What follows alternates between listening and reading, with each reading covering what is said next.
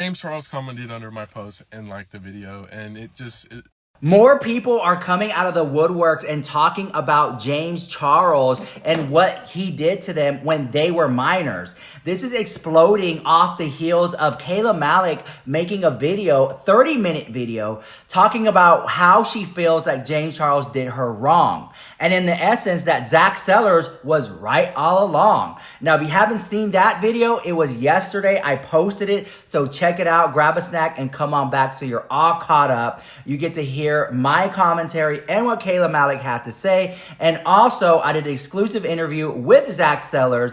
Also, few videos back here on YouTube. Check it out if you haven't already. Now, grab a snack and come on back, because James Charles has been silent on social media and has not said anything about Zach Sellers or Kayla Malec or Evan Johnson in the last couple of hours now that Kayla Malec made her video.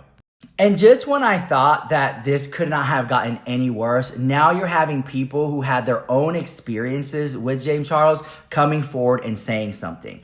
I have a video right here. We have it. We got it cleared. We're going to play it. This gentleman is saying some very interesting tea now that he's an adult. Here we go. Hello everyone, my name is Rhett, and if you don't know me, maybe this will help you.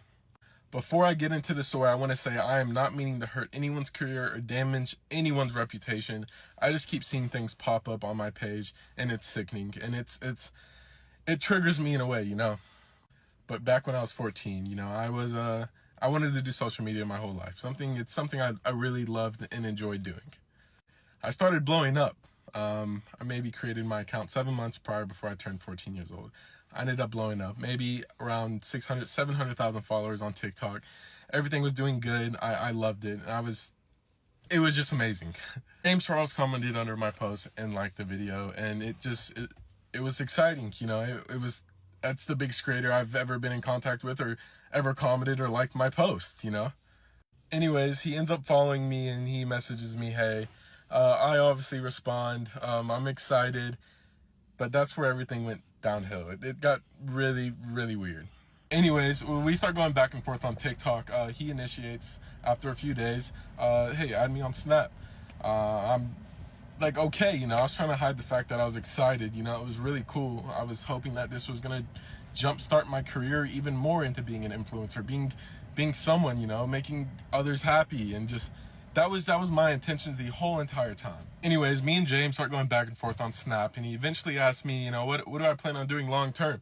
So obviously my social media was picking up and et cetera, et cetera. But at the time, I really didn't know. I knew I wanted to be something and be someone and help others and just being an amazing person and spread awareness on social media, all that stuff. And I couldn't really give him an answer because I didn't know. It was, yeah, I wanted to, but is it something I really could do, you know? Eventually ended up telling him I wanted to get into modeling or acting or maybe even both. And, you know, he was very supportive about that, you know. He said, oh my God, you'd be such a good model, you know. You would do so well modeling and just stuff like that. And obviously I didn't see anything of it. I was young. I was happy he was saying I could do that, especially coming from a really big and noticeable influencer, you know. I thought it was great.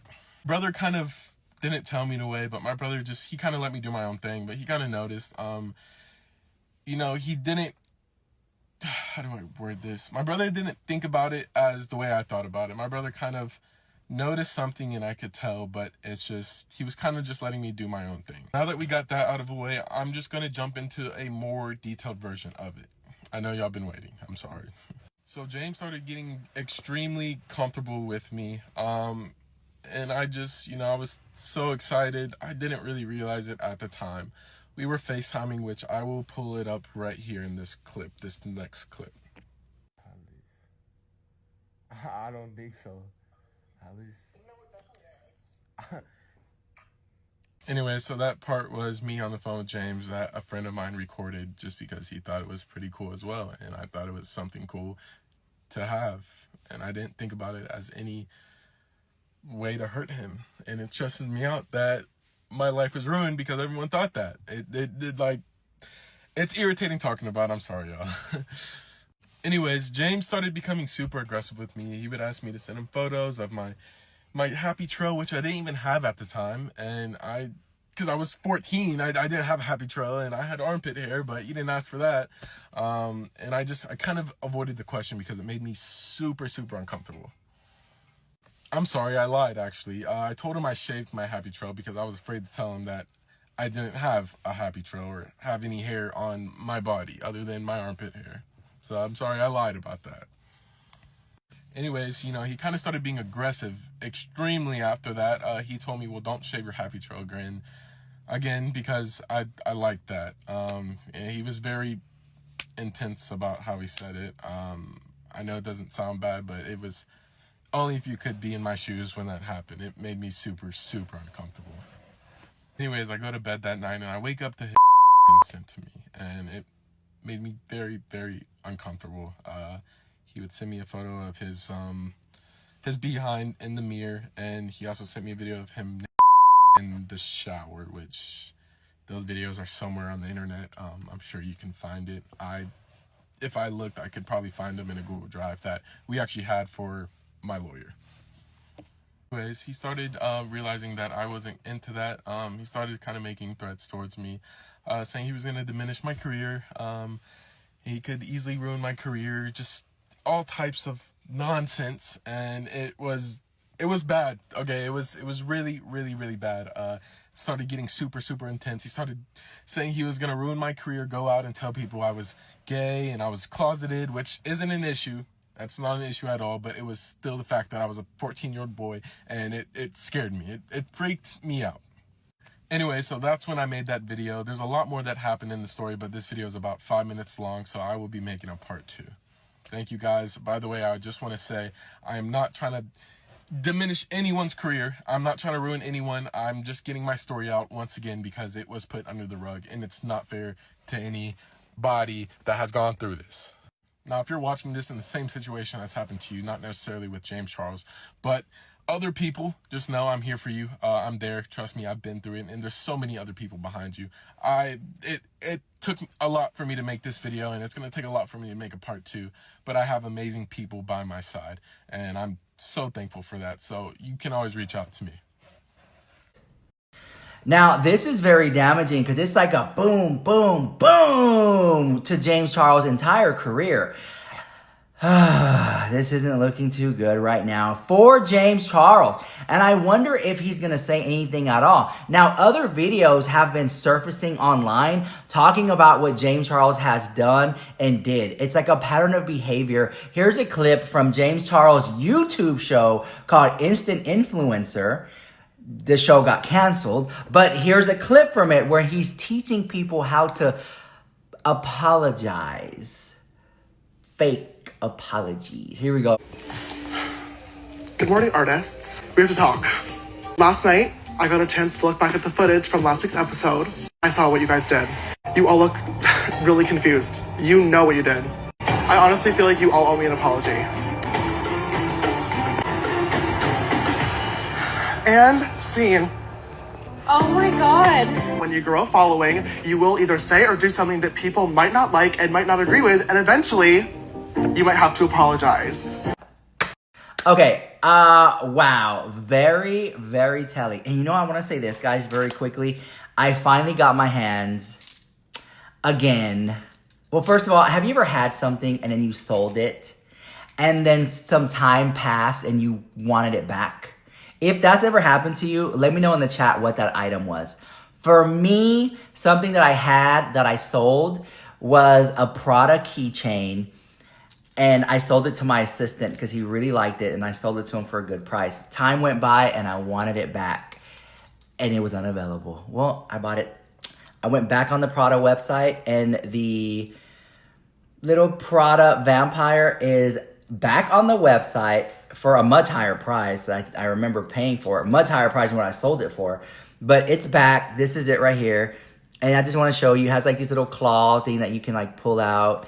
And yeah, it's very heavy. And these are all like made out of just like computer parts, very like industrial things. And there's like a whole entire collection of these little like Prada keychains that are like little robots. But this is the one that stands out to me the most in the entire collection, and I'm glad to have it again. It's like a little leather cape, really thick too. But anyway, I'm so excited to put it on my bag and just rock it. Maybe I'll put it here or something like that. I don't know. Anyways, I thought that's really cute. Cute. Also, I just want to let you guys know that I do believe James Charles might respond. Nobody has gotten this far with the takedown of a James Charles in quite some time. And I'm waiting for what Jeffree Star is going to say if he chimes in. I'm also waiting to see if Tati Westbrook is going to say anything at all. You know, this is a very professional news channel, so let me clean my lens. Is that better? Okay, there we go. I'm just very shocked that more people haven't said anything at all. And even like Trisha Paytas, when she discussed it on the podcast, you can tell she's just trying to just glaze over it. And a lot of people just aren't as invested as in the James Charles drama like they were a couple years ago. Because if that same energy was applied today, it would be insane. And I kind of am feeling that James Charles is banking on that, because if that's what's going to happen, then ultimately James Charles will get away scot-free.